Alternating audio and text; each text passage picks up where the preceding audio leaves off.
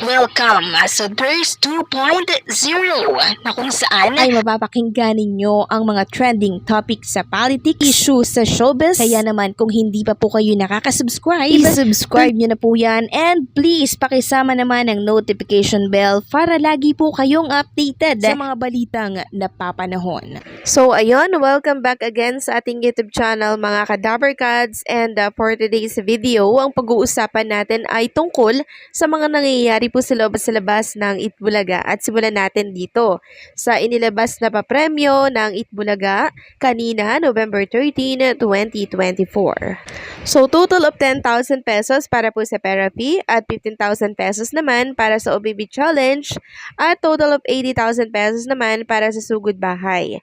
Total of 95,000 pesos para naman sa Give5 at total of 30,000 pesos para sa Bawal Judgmental Ka Ba? And total overall 230,000 pesos for November 13, 2024. Samantalang kanina naman po mga Kadaver Cards ay present na po itong si SQ Eunice. Kung inyo natatandaan, ilang araw po siyang wala dyan sa Itbulaga dahil siya po pala ay sumama ang pakiramdam, nagkaroon siya ng lagnat at until now po mga Kadaver Cards ay naggagamutan po siya or umiinom po siya ng antibiotic. So pinagpahinga po siya ng Itbulaga ng ilang araw at na-enjoy naman po yon ni SQ Eunice.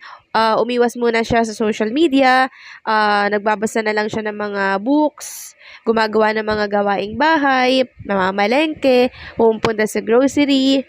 Yun po ang ginawa po habang si SQ Eunice ay nagpapahinga. And napakalaking tulong daw po nun mga Kadaver Cards dahil yung pahingang yun ni SQ Eunice ay parang muling nagpanumbalik po ng kanyang kaisipan, healthy mind. So nakakatuwa lang, 'di ba? So mabuti na lang po at okay na itong si SQ Eunice at nakasama natin siya kanina diyan sa Itbulaga. And masiglang-masigla naman siya and nagkaroon nga sila ng bonding nitong si SQ Samantha Rescal na kanyang preni. Nag-TikTok nga po sila kanina and pinakita niya po yan sa kanyang Instagram story.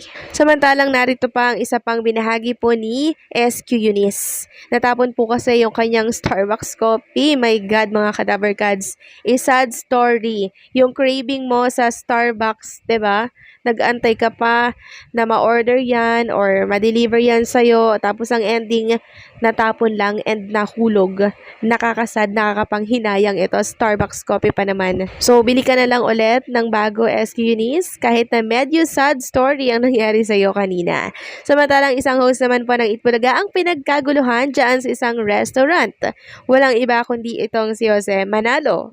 Makikita nga po ninyo sa mga picture na nasa screen po ninyo na talaga namang yung mga tao po sa baba po sa labas ng restaurant habang nakatingin po si Jose Manalo ay todo po ang kaway kay Jose Manalo and sumisigaw sila, pinipicturean nila si Jose Manalo. Grabe yung pagtanggap nila no kay Jose Manalo. Talagang iba pag lihiti mong Dabar Cards ka no. Talagang pagkakaguluhan ka.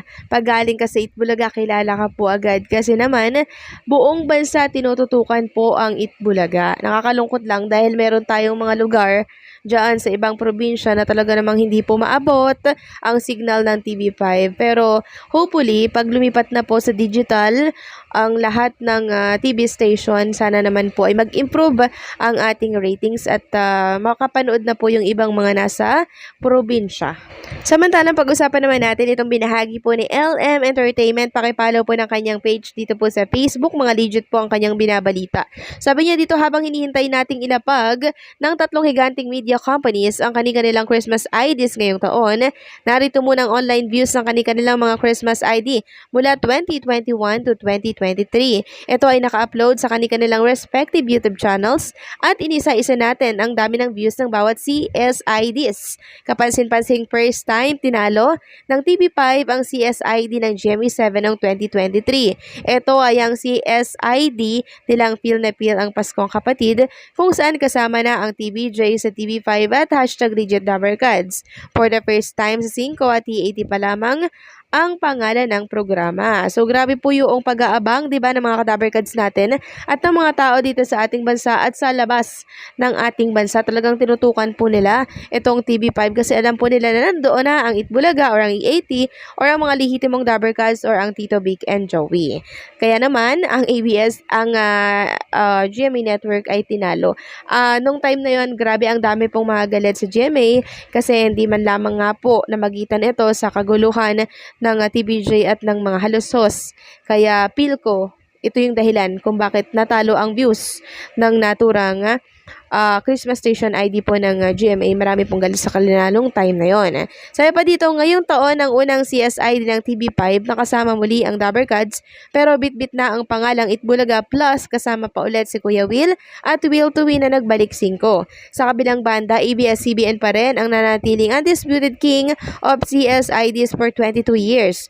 Ngunit mas nakakalamang na sa kanila ang TV5 pagdating sa dami ng sponsors.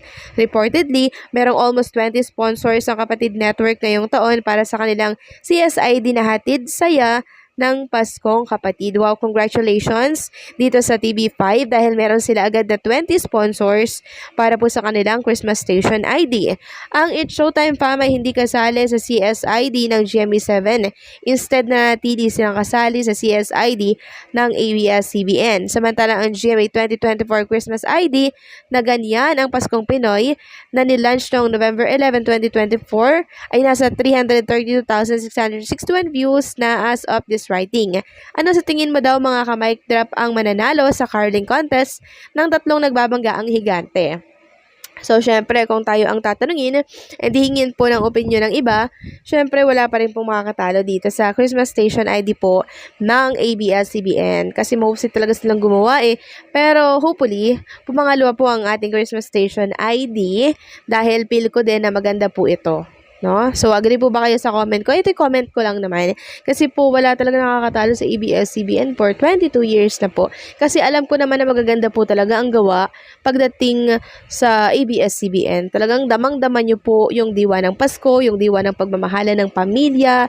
Pag talaga napapanood ko po yung Christmas Station ID ng ABS-CBN, feel na feel ko yung Pasko. Ang dami kong imagination, realization na pumapasok sa isipan ko. Ganyan po yung impact ng Christmas Station ID po ng ABS-CBN. Talagang pinaghahandaan at pinag-isipan unlike doon sa isang network na naglapag na po ng Christmas Station ID nila pero ang inani po na batikos ay ganun na lamang. Hindi daw po sila sang-ayon, hindi daw sila nasasayahan sa inilabas na Christmas Station ID po ng isang network. Wala daw, hindi daw pasado, hindi pinaghandaan.